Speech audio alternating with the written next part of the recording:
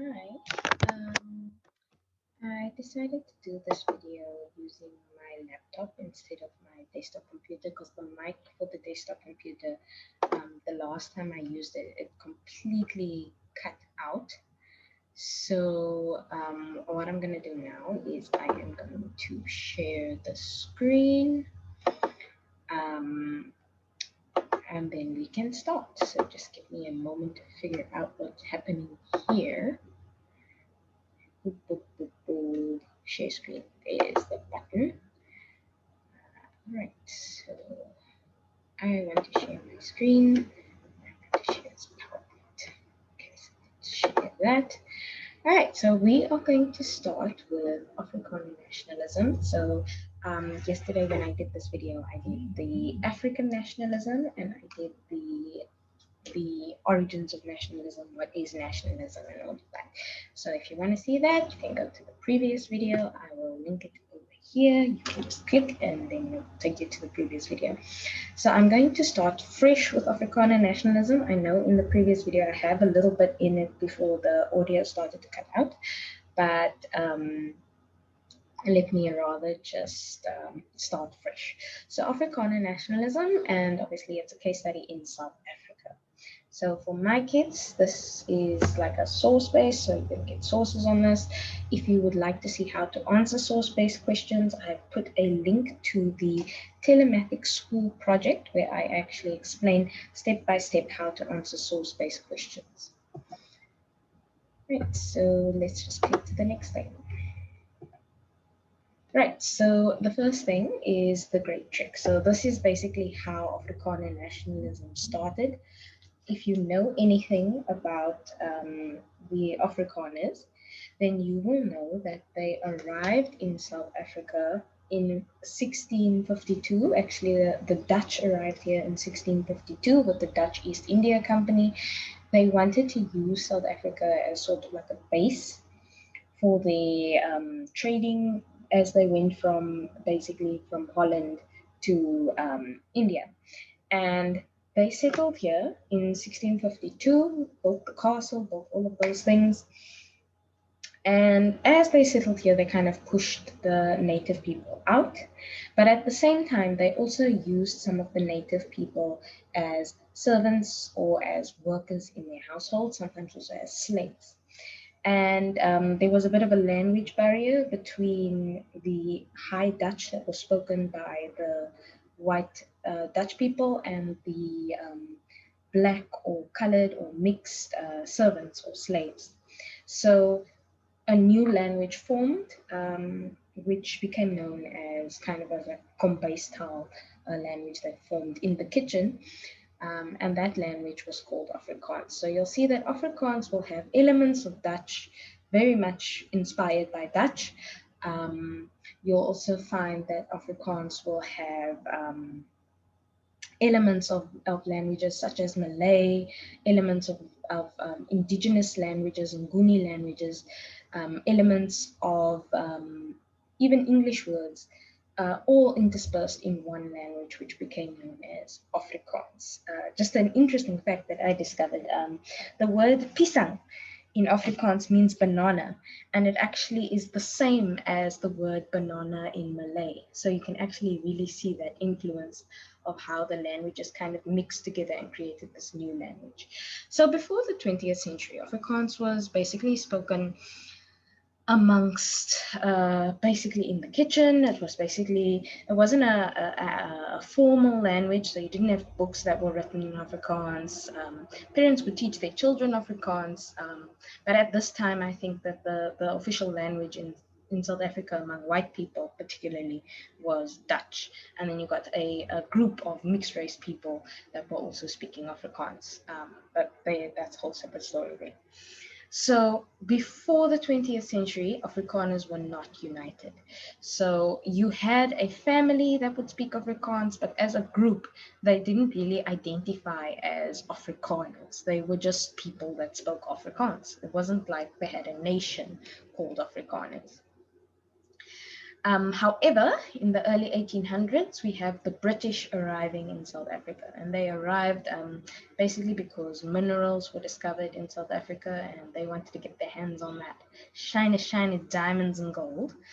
And they occupied the Cape Colony. So they basically took over the Cape. And this was very alarming to the Afrikaans-speaking white people, because it led to what we call the Anglicization of this Dutch. So remember, I told you in 1652, main language that was being spoken was Dutch, and then from Dutch we get this derivative, which is Afrikaans. But now that the British have taken over the Cape, more and more people are starting to speak English, and English in fact becomes the official language of this Cape Colony. And this is very, very worrying, because the Dutch are concerned and the Afrikaners are concerned that their language, their culture, everything about them is going to disappear. So as a result of this, many Boers, so Boers is the Afrikaans word basically meaning farmer, and it came to refer to a white Afrikaans speaking person in South Africa. So it kind of evolved from just meaning farmer to meaning a white Afrikaans speaking person. So many Boers trek northwards to escape British authority, and in fact they actually even traveled through the Eastern Cape. So it was north through the Eastern Cape, moving up along the coast of South Africa. And each of them were kind of split into different groups, because like I said, Afrikaners were not united at this stage. However, this big walk, this great trek from the Cape Colony further into the interior of South Africa, it helps build a history that kind of ties these Afrikaners together, because now they are sharing the story of having to move out of the Cape Colony and making their own two Afrikaner republics, which became known as the Transvaal and the Orange Free State. So the trek, the Great Trek, actually becomes a symbol of Afrikaners freeing themselves from foreign control. And as you can see, when you've got Afrikaners, now they've got something that they can rally behind, something that they can unite behind. And so this is basically the start of Afrikaner nationalism. So over here, you can see a picture of the Great Trek, basically how the movement was from the Cape Colony.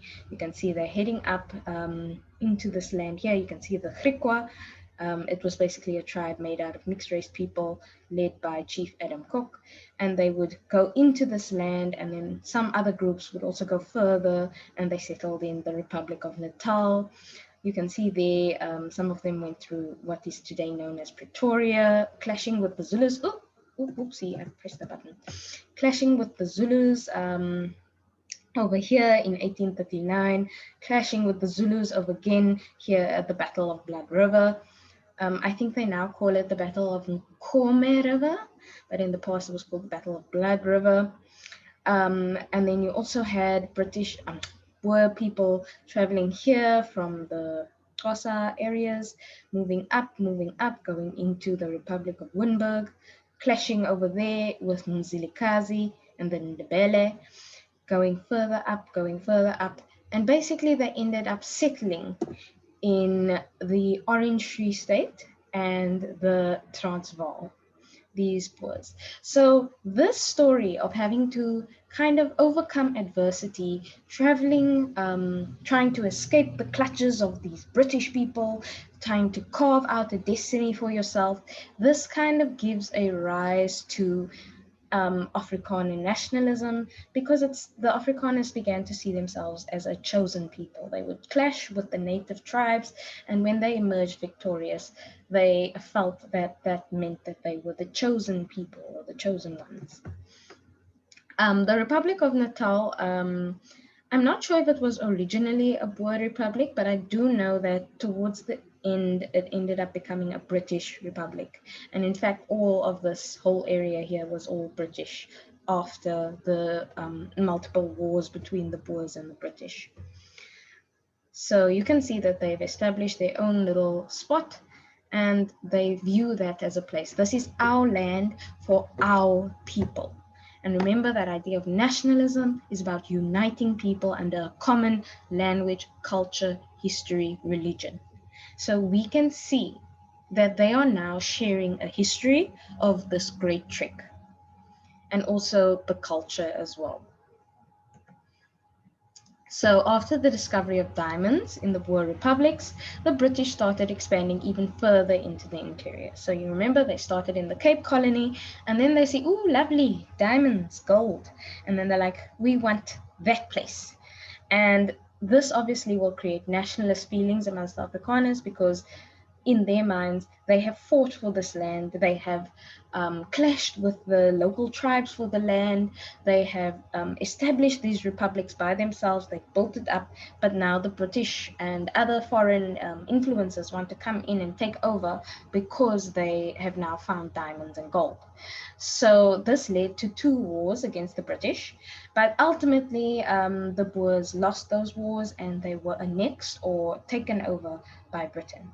So the centenary of the celebrations of the Great Trek strengthens Afrikaner nationalism, because remember, it's this shared culture, this shared history, and Afrikaners began to see themselves as a chosen people. So if you encounter the word centenary, just know that it means 100-year celebration. So they would celebrate the fact that they went on this great trek, and therefore that also united them, strengthened them as a group. Okay, one of the monuments, in fact, that they built to the Great Trek is called the Voortrekker Monument. It was completed in 1949 and was erected to commemorate the Great Trek. So you can see it has a very important cultural significance for Afrikaner nationalism. Like, this is a very important historical event to them. It's a very important cultural event to them. And they actually built a whole monument to kind of memorialize the suffering that they went through the Great Trek, the victories that they fought against the local tribes, and the freedom that they achieved from the British. So you can see it's considered an important memorial to Afrikaner nationalism because it emphasizes the Voortrekkers' courage, determination, and perseverance. Therefore, this Voortrekker monument is promoting Afrikaner culture. The next thing that contributed to nationalism, Afrikaner nationalism, was something called the South African War. So I did mention it very briefly in the previous 2 slides. But basically what happened was that there was a war between Great Britain and the Boer Republic, so the Transvaal and the Orange Free State. And when I was at school, they called it the Anglo-Boer War, but nowadays they call it the South African War, because Anglo-Boer kind of just assumes that it was only the British and it was only the Boers that were involved. But in fact, many colored people, many African people, many Black African people were also involved fighting in this war on both sides. And just a fun fact that my father actually told me, he says that my grandfather was involved in the Second South African War, so the one that I'm speaking about now. And the reason he got involved, and he got involved on the side of the British, was that he was promised a bicycle. Like, imagine risking your life for a bicycle. And then apparently after the war, when he was supposed to get the bicycle, he didn't. And he was bitter about that for his whole life. So I just thought that was a bit of a funny thing. Just a funny story to do. Not relevant though, but interesting. Anyway, during the war, the farms of Boers and Africans alike were destroyed, and the inhabitants of the countryside were rounded up and held in segregated concentration camps. So that means there was a separate concentration camp for the Boers and a separate concentration camp for the Africans. So this you would have done in grade 10 if you did the scorched earth policy of Kitchener and all of that. So I'm not going to go into too much detail about it, but basically the conditions in these camps were horrific. So we had several people dying of typhoid fever, several people getting ill, several people losing a lot of weight, dying of starvation, because of the fact that they were putting all of these people in a concentrated environment, but not actually having everything that they needed available for them. So no toilets, no showers, no food, no medicine. And as a result of that, a lot of people died. So I'm just spitballing here from what I remember, but I think about 28,000 Boer people died in the concentration camps. Of that 28,000, I think 22,000 were children. So it was really non-combatants that were in these concentration camps and treated terribly, terribly by the British. And then you also had African people that were also rounded up. I think about 13,000 of them ended up dying in these concentration camps. So it actually shows that these concentration camps were specifically created to kind of ensure maximum suffering for Boers and for African people who were fighting on the side of the Boers. So the whole idea was to make them suffer. But however, despite all of this, the suffering that the Boers faced during this war, instead of destroying them as a nation, all it did was that it fueled their nationalism, because now they could all be united under the fact that all of them suffered during the South African War. So even if they were not in a concentration camp, a wife or a child or a brother or a sister would have been in the concentration camp and would have been either died of starvation or died of typhoid or died of something else. And then this united them as a group. It contributes to Afrikaner nationalism. They pursued their common interests together and excluded those who did not share the same experience. So now, because of the South African War and the suffering that they went through the South African War, you kind of have the Boer people starting to unite even more than what they did during the Great Trek, because they were fighting for their people, and now they get a sort of need to exclude anyone that is not considered part of their people. So white English-speaking people in particular were excluded from this. So here is just an image of a starving Boer child. It was identified as Lizzie van Zyl after a few months in the concentration camp. So Lizzie died in 1901 at 7 years of age. So you can see that the conditions there are not really amazing. She literally looks like she is starving to death. But I think in actuality, she died of typhoid fever, which you get from poor hygiene. So if you want to read more about Lizzie van Zyl, there is the source. You can just look it up, and it tells you Lizzie's whole story as we know, or what we know of it. Right, so the next thing is this idea of the VOLK. Now, I'm sure you've all heard of the Volkswagen, which is a type of car. The word VOLK means people, the people. And the VOLK, in terms of Afrikaner nationalism, is specifically catering towards white Afrikaans-speaking South Africans. So that means that it does not include white English-speaking South Africans, and it does not include brown or black people who speak Afrikaans, even if they are South African. So one of the first champions of Afrikaner nationalism was a minister called Stephen de Toy of the Dutch Reformed Church. Now, you're going to see that word a lot because Afrikaner nationalism is very much Christian orientated, very specifically to the Dutch Reformed Church. I think if you want to use the term that they use, they say the NG Kerk, the NG Kerk, the NG Church. So if you if you want to experience this, if you have an NG church or a Dutch Reformed church in your community, like I live in Bellville and there is actually a Dutch Reformed church close to where I live. And if I go there, I will just see Afrikaans people. Like the sermons are done in Afrikaans, everything is just done in Afrikaans because the Dutch Reformed church is so linked to the Afrikaner language, to the Afrikaner culture. Okay, so de Toy put forward the notion that Afrikaners were a distinct nationality with a fatherland, which was South Africa, and their own language, which was Afrikaans, and that the destiny of the folk or the people was to rule South Africa. So this kind of lays that foundation of we want to create a South Africa that is just for us, where we all share the same language, which is Afrikaans, and that we are going to rule it all together. Many Afrikaner nationalists viewed that a strong government was necessary to protect the nation or the folk. So they wanted to have a government that was in place that could protect them if anyone else had to come and destroy their nation. Because now, remember, because of the suffering they went through the Great Trek, the suffering they went through the South African War, now they want to keep their group as tightly knit as possible. And that is why they create this idea of the volk.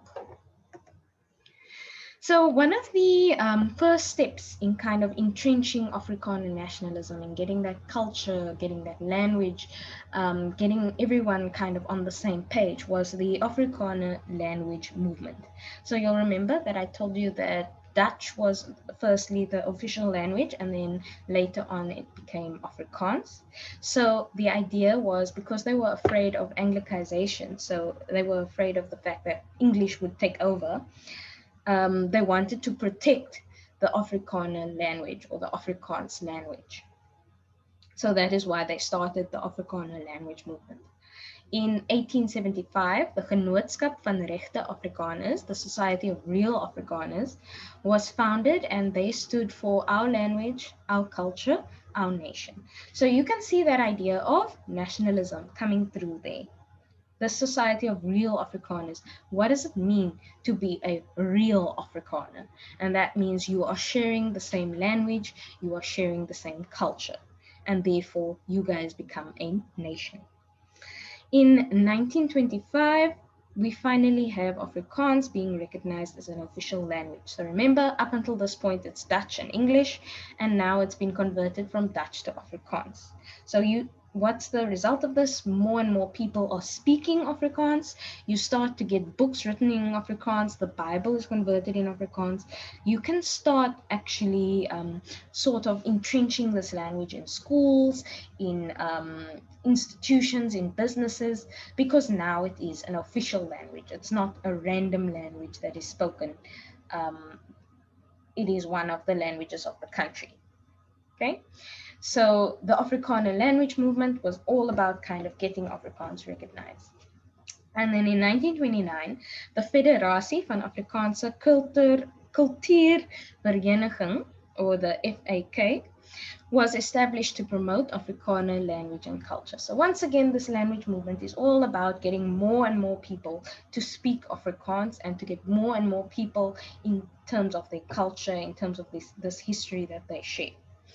The South African media also promoted the language through things like newspapers and magazines.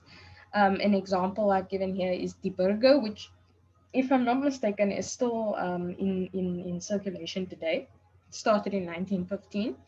And then you also have the Transvaaler, which was in 1937. I think the Huisgenoot was also kind of came out at this time, and I think in the 1940s, but that's a magazine and not a newspaper. So what is the purpose of creating Afrikaans media? So you have more and more people interacting with this language on a daily basis, and therefore sort of rooting that language in the community. Because if you can read something in your own language, you're rather going to buy that than something that's in someone else's language. Okay, so here's an example of the Afrikaans language movement. So if you live in Paarl, you can actually just go pop in and have a look at that. It's located on a hill that is overlooking Paarl, and it commemorates Afrikaans being declared an official language of South Africa, separate from Dutch. It was erected on the 100th anniversary of the Society of Real Afrikaners, and the organization helped strengthen Afrikaners' pride and identity in their language. So once again, this language monument is once again serving to unite the Afrikaans people, to protect their language, to show how proud they are of their language. Okay. The next thing that we're going to be discussing is the Broederbond. One thing that you can consider, it's basically meaning brotherhood or the League of Brothers, if you wanted to convert that in English. I wonder if I can do this with my pen. I can't do it. So when I was on my PC, I could like do a circle like around the words and stuff, but I don't think I can do it here. Let me try. I'm just checking if I can do it. Okay, so, okay, it doesn't work. Let me try. Haha! I got it working. Broederbond meaning brotherhood. Okay, or League of Brothers. Oh, but it's not comfortable using this. Oh, I'll just clear that. Right. So close that. All right. So the Broederbond was established in 1918, and it promoted Afrikaner identity, culture, and nationalism. So it was basically a secret society that was about promoting this Afrikaner nationalism. That was their main aim. They wanted to strengthen Afrikaner unity and eventually control government, and they supported the purified National Party. So, National Party, very important. When we start speaking about apartheid, you'll see that the main drivers behind apartheid was the National Party. And the National Party had a very, very close relationship with this Broederbond. So, you'll find that a lot of people that were in the National Party were all Afrikaner people and very, very proud of being Afrikaans, having this Afrikaner identity, culture, and nationalism about uniting their nation and protecting their nation. And you'll start to see how this sort of lays the foundation of what becomes known as apartheid. Now, the Broederbond can be considered very successful in their aim to strengthen Afrikaner unity and then to eventually control government, because they actually did. Basically, from 1948 to 1994, all prime ministers and presidents of South Africa were all part of the National Party, and they were all part of the Broederbond, which is crazy. Like, just imagine that all the presidents of the country were part of a secret society that was aiming just to promote a particular language, a particular culture, a particular identity. It's insane. So they were quite successful in basically controlling government. In the beginning, many of the members of the Broederbond were young professionals, teachers, clerks, and ministers. And there we go again with the Dutch Reformed Church, the NG Kerk. But later, farmers and ordinary Afrikaners joined as well. They embarked on a program of economic affirmative action to help the poor Afrikaners during the 1920s and the 1930s. Now, whenever I teach history to my kids, I make sure that they know the three words, which is economic, social, and political. So all things that happen through history will fall under one of these bands. It will either be an economic event, a social event, or a political event. So it's important to know what those words mean. And economic means that it refers to money. So there was an issue where many Afrikaners were poor, and the Broederbond actually said that this is unacceptable. We can't have a situation where Afrikaans people are poor, so we are going to start economic affirmative action. And all that means is that if there's a job, and let's say it's an unskilled, you don't need to be educated to do this job. Let's say it's like something like gardening or mine work or something, or putting down tracks on a railway. And then say an Afrikaans person and a colored person applies, they will rather take the white Afrikaans speaking person than take the colored Afrikaans speaking person, because they value the affirmative action to help the poor Afrikaners. So first you must help the poor Afrikaners, then you can think about helping everybody else. So that is one of the things that the Broederbond did, kind of to contribute to the rise of Afrikaner nationalism and to protect this idea of the folk, the people. So let's just have a look. Why are you giving me issues? So here you can see an image of the founding members of the Broederbond. They were a secret and exclusively Afrikaner male organization in South Africa, and they were dedicated to the advancement of Afrikaner interests. It was founded by H.J. Klopper, H.W. van der Merwe, D.H.C. du Plessis, and Reverend Joshua Node. Okay, so you'll see there, Reverend, he was probably part of the Dutch Reformed Church. So here you go. You can see that if you see an image like that, many of the questions they might ask you is, why did they take an image like this? What is the message of this image? You'd also have to know a little bit of the background behind it in order to answer questions. So you'd have to know that these are Afrikaner nationalists. They're getting together to promote Afrikaner interests. And you can see they're all dressed like gentlemen. They are basically portraying themselves very much as proud of who they are, etc., etc., etc. Right, right, so next we have something called VOLKSKAPITALISME, or people's capitalism.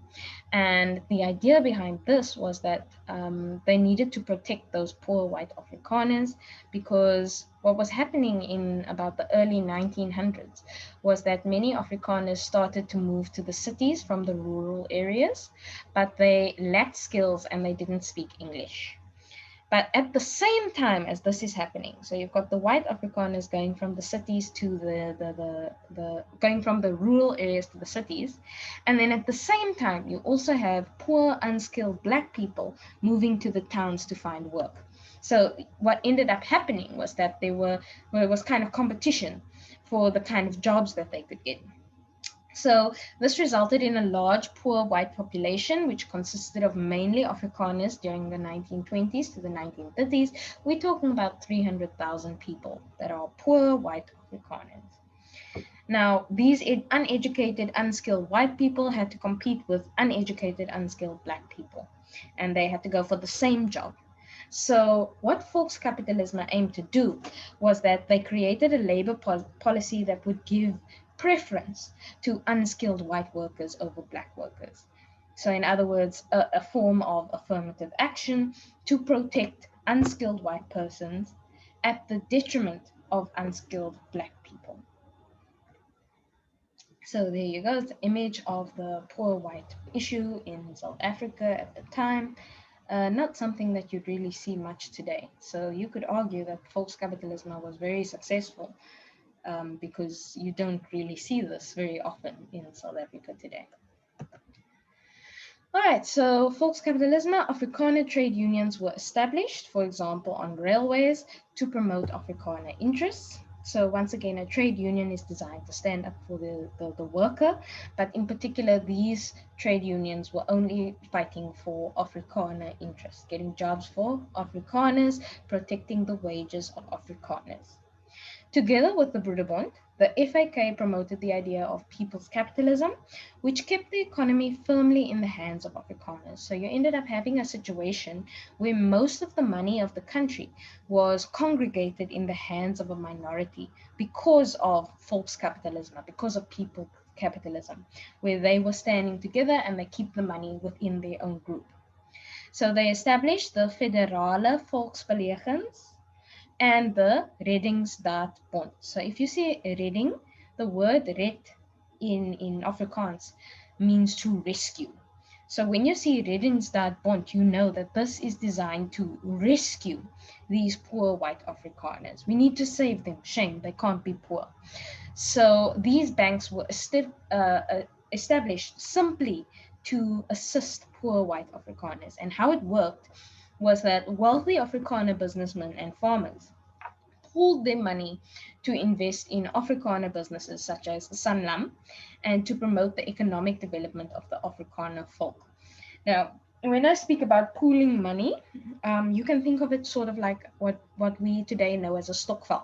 So I give 100 Rand, you give 100 Rand, she gives 100 Rand, he gives 100 Rand. And at the end of the day, we have 400 Rand. And then you have one person that's suffering, that has nothing to put in the bank, and we give that 400 Rand to them. They then use that money to then promote their own business. And then once they are successful, the idea is they must now give back to the stokvel. Okay? So that is how these banks and institutions worked to rescue poor white Afrikaners. And the group was viewed as more important than the individual. So even if you don't want to put your money into Sanlam, if you want to be considered an actual Afrikaner, you have to put your money into Sanlam. And you have to promote the economic development of the Afrikaner folk. So basically, if you were a wealthy Afrikaner, your job was to make sure that all other Afrikaners are taken care of.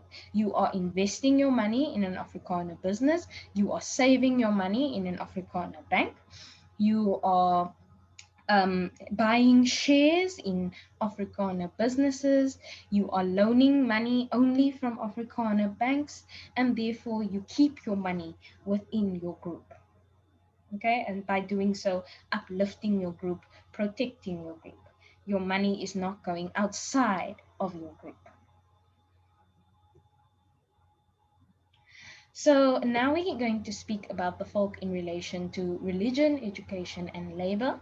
So as I mentioned before, the Dutch Reformed Church, or the DRC, was the guardian of Afrikaner heritage. So in Afrikaans, you call it the Nederduitse, please forgive me, my Afrikaans sucks, gereformeerde kerk. It's abbreviated NGK. So you often find the NG Church all around South Africa. Particularly, I know there's a lot of them in Cape Town. It guided Afrikaner thinking that Afrikaners were chosen by God to bring civilization to Black people. So once again, this idea of being a chosen people is kind of being promoted in churches, using the religion to kind of get more people to believe in this Afrikaner nationalist movement. So they believe that the church should guide the government. In terms of education, Christian national education was dominating the school system. So very Christian school system under Afrikaner nationalism. Afrikaner children received mother tongue education. What this means is that an Afrikaans child will be taught in Afrikaans. They will read books in Afrikaans and their teachers are Afrikaans. So that kind of gives them a leg up over children that are not receiving mother tongue education. So for example, I'm speaking English, but if you are an Afrikaans speaking person listening to me, you'd first have to translate that, whatever I'm saying, you'd have to translate it back into your home language, and then kind of when you're writing the answer to a question, you'd have to translate that back into a language that you are not particularly comfortable with speaking. So to receive mother tongue education actually gave these kids a leg up, because from the time that they were young, they had a proper foundation, everyone was speaking the same language, and therefore it was easy for them to understand. They didn't have to do any extra work to understand the world. So another thing that education did was that it aimed to keep the culture and the heritage of the Afrikaners alive. So you can kind of consider it like propaganda or brainwashing. And basically, when you went to school as a young Afrikaans child, you would hear stories of the heroism of the Great Trek. You'd hear stories of how horribly people suffered, and particularly Boers suffered during the South African War. And as you hear these stories, it kind of encourages you to feel proud that you, as an Afrikaner person, managed to overcome this suffering, and therefore it encourages patriotism, or being proud of your country, being proud of being an Afrikaner. And that is what education was doing. From a young age, people were exposed to this, and it made them very proud of who they were. Once again, tying to this idea of Afrikaner nationalism, because if you are proud of who you are, then you are going to contribute to this group, okay, and therefore keep the cycle going. So this system was geared to improve both middle and working class Afrikaners. The next one is the folk in relation to labor. So there's basically two main points here. Firstly, the folk creates the Bantu Education Act in 1953, which created a racist educational system that prepped Black people to become laborers. So the education system in 1953 was literally designed that white Afrikaner speaking children and white children in general were given a superior education to Black children, or colored children, or Indian children. They would spend more money on the white children. They would make sure that white children had whatever they need. They received mother tongue education, all of those things, to give them a sort of leg up when it comes to jobs, when it comes to skilled professional work. Meanwhile, if you were a Black or colored or an Indian person, you had to work twice as hard to get half of what they had. And that was the Bantu Education Act. It was literally designed to keep Black people as laborers. Right? Next, you had the Afrikaner Broederbond, which we've spoken about before, starting the Eerste Ekonomische Volkskongress, the first economic congress. And here you see the word folk as well, so that would be People's Congress, actually, to draw attention to the poor white problem and to promote Afrikaner unity. So the Broederbond is kind of creating this idea amongst poor Afrikaners that they must unite together, and therefore that will solve their problem. And then other Afrikaners, rich Afrikaners, are also going to pay attention to the poor Afrikaners and kind of create unity between rich and poor Afrikaners, so that you are not rich or you are not poor, you are just all Afrikaans, and that is what you are going to unite under. That is your banner. Okay, some other nationalisms actually do divide people according to class, but Afrikaner nationalism did not. So this is just a comparison. So I spoke about the Bantu Education Act. So unfortunately, I wasn't able to find an image of a former white school, but I just think this would be interesting just to show you. So you can see a picture of a black school in 1953 compared to a former white school. The white school is obviously a more recent picture. I think this is from a 2017 Maths Olympiad. So just keep that in mind. The initial picture of the black school, you can see that you've got 4 children sitting in one desk. You can see the conditions of that school is not very good. It's very overcrowded.